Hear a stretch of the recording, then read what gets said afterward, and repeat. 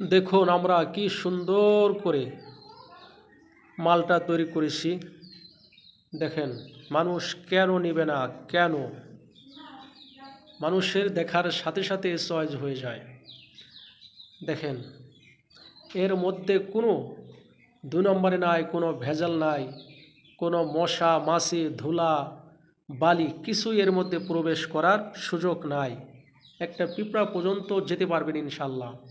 একেবারে খাঁটি খেজুরের গুড়, দুধ দিয়ে খাবেন, পিঠা বানায় খাবেন, রুটি দিয়ে খাবেন, ভাপা পিঠা খাবেন, ভিজানো পিঠা খাবেন।